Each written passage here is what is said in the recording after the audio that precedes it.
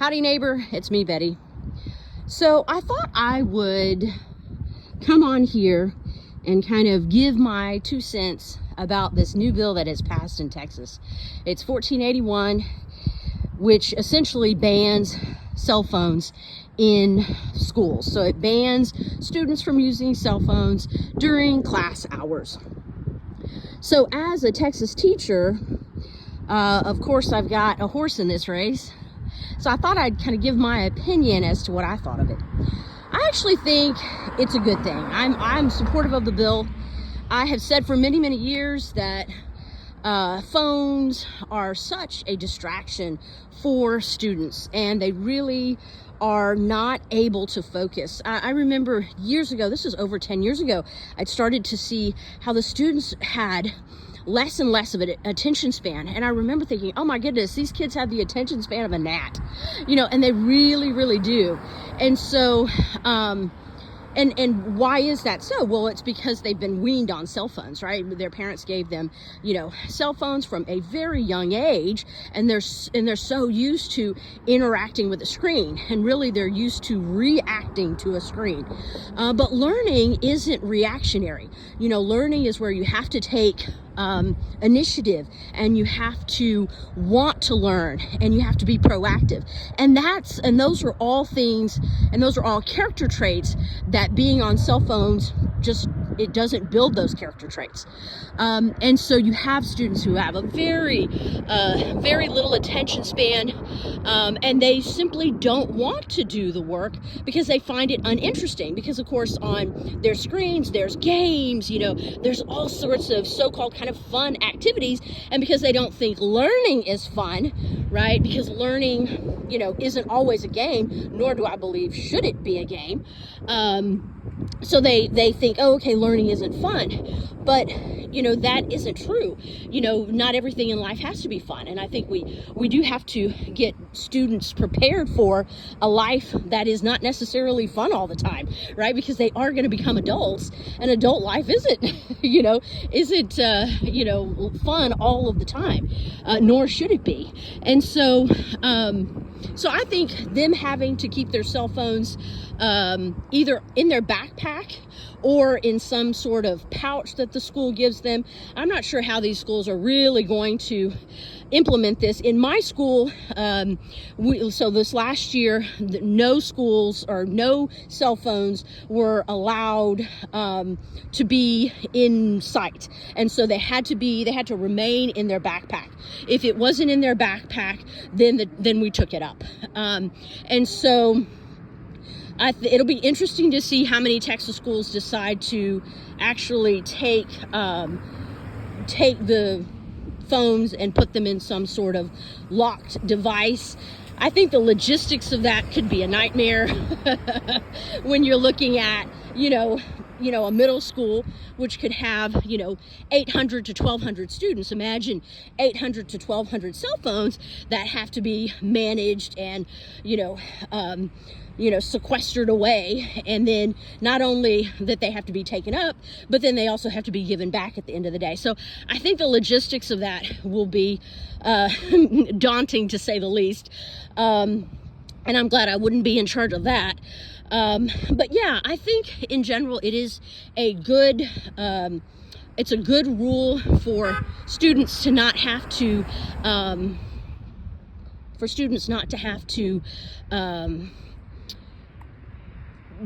what they do is they end up having to focus on their assignments, because that's what's in front of them. If you give students a phone, well, they're no-brainer. They're going to focus on their phone, right? And so by it, and I know for this last year, when our school passed that rule, things did get better in terms of students really having to focus, because they no longer had a phone that they could escape from, because that's really what these devices are. They're used to kind of escape reality. But when a student is meant to be learning, right? Parents send their students to us, to teach them for 8 hours, but they're not meant to kind of escape into some device, right? So they need to be proactively learning, because otherwise it's a waste of time, right? Otherwise, why are they there, right? Because they could be on their screen at home. Students don't need to come to school to be on their screen. They could do that in their living room. And that's what I would tell them, and this was before the ban. I would say, look, don't be on your screens, because you're here to learn. And so let's focus on that, because that's what we're here to do. And so I think it's going to be perhaps different for some schools and some students that aren't used to having their phones taken away from them. But I think it's a good thing for learning in general. And we'll see. Again, we'll see how the schools figure out the logistics of taking up all those phones and then giving them back at the end of the day. But I think it's a win for learning, and I'm glad that they actually mentioned watches in there. I knew when I read kind of the highlights of the bill, it had mentioned no watches as well, because I remember in particular I had a student who had an Apple Watch, and she'd be tapping on that Apple Watch, and I had taken up her phone before, but she was tapping on that Apple Watch, and so I knew that she was actually on her phone. She was just on her phone on her watch, right? And so that's kind of a what they do to kind of get around not technically being on their phone, right? And then I remember going up to her and I said, "You're on your phone." And she says, no, I'm on my watch. She says, and of course she made some excuse that she was doing something on her watch. She was looking at something. She was looking at the time on her watch. And obviously I couldn't say any different, because you can't readily see what's on a watch face, right? And so that's one way that they kind of, what they use to kind of get around being on their phone. But I'm glad the new bill incorporates incorporates that they can't use those watches either. Also, I noticed that I think some people had mentioned about how students would use, technology, the tablets and all that. And our school, we actually did use, the year before last, they did use a lot of technology. And the students, they kind of gave out a survey to students and said, "Hey, how did we do? What would you like to see differently? Or what would you like to see different?" And a lot of the students actually said they wanted more pen and paper time. They wanted less screens and more pen and paper time, which really surprised admin. And so this past year, we actually incorporated some of that. So we actually did less,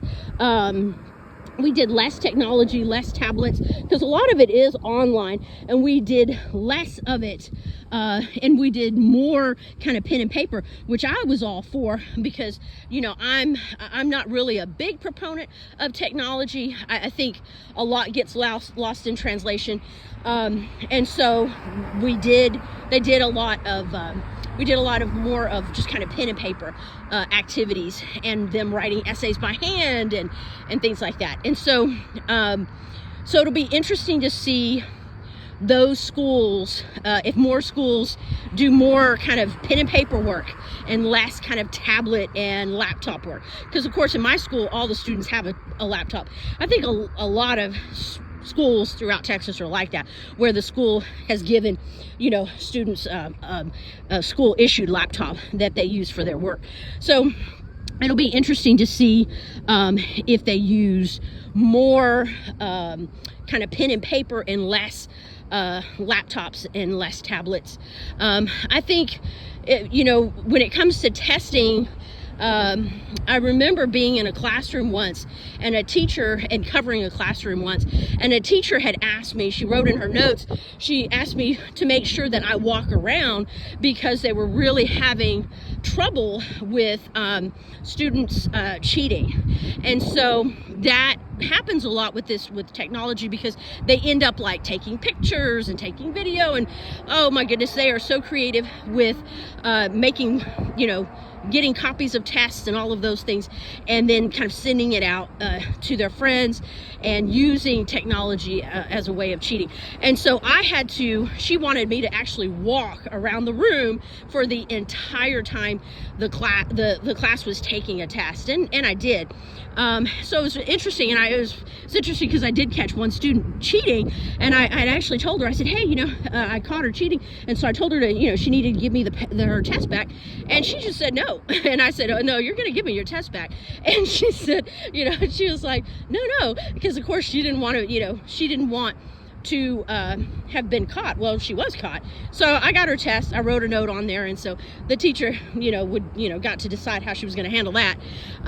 But yeah, it's common for students to cheat, using, very creative methods. Sometimes it's tablets, sometimes it's their, phones, sometimes it's, good old, pen and paper, bringing in their review and using their review during the test. But I'm going to leave you with the short story. It was years ago, and by years I mean, oh my goodness, probably at least 10 years ago now.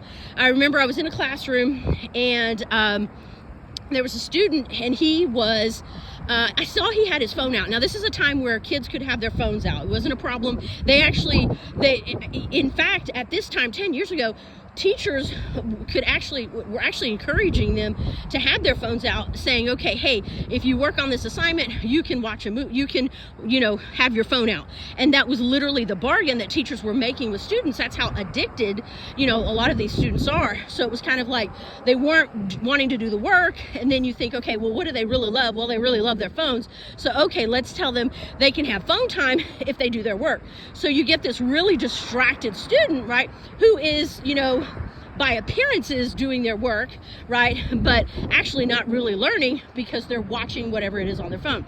So anyways, so this is my short story of that. So there was a student, and I noticed that he was having his phone out and he was watching something, and so, because usually when they give the kids phone time, they meant it where they could actually just like access music videos or something like that, and then they could listen to music they want, right? Again, this was 10 years ago. But I noticed he was like staring intently at his phone. So I was like, what's going on over there? So I went and I went to go talk with him, and I said, what's going on? And he was like, and I noticed it was like these figures that I'd seen before, and it was Shrek. And I was like, what are you doing? And he was like, ma'am, I'm working. And I was like, yeah, but I said, what is this, Shrek? And at that time it was the new Shrek. So I don't know which Shrek it was. Who knows? Maybe it was like Shrek 15, but it was a new Shrek, and he hadn't watched it yet. And so he had logged into his family's Netflix account and was streaming it and was going to watch it. And so he was watching Shrek while he was, by all appearances doing his work, right? And he was like, please, miss, just let me watch this. I've been so busy with my sports that I haven't had time to watch this movie. So please let me watch this movie, and I'll promise that I'm going to get all my work done. I'm going to finish this worksheet if you let me watch this movie. I thought, okay. And he was one of those kids that otherwise, if you didn't let him do it, he probably would have done it anyway. So I thought, you know what, I'm gonna let it slide. So I said, okay, I want that worksheet done by the end of the period. And he says, okay. And so then I walked away, and there he was, and so he just watched Shrek and did his worksheet. So of course now we know, and I've always known, that's not really learning, and that's not really helping him, because distracted learning isn't really learning at all, right? Because you're not focused enough to actually retain any of the content. But so it'll be interesting with this new law, how teachers and staff and schools like navigate not having phones during class hours. Okay, well that's my 2 cents. That's kind of like long, but that's my 2 cents nevertheless. Till next time.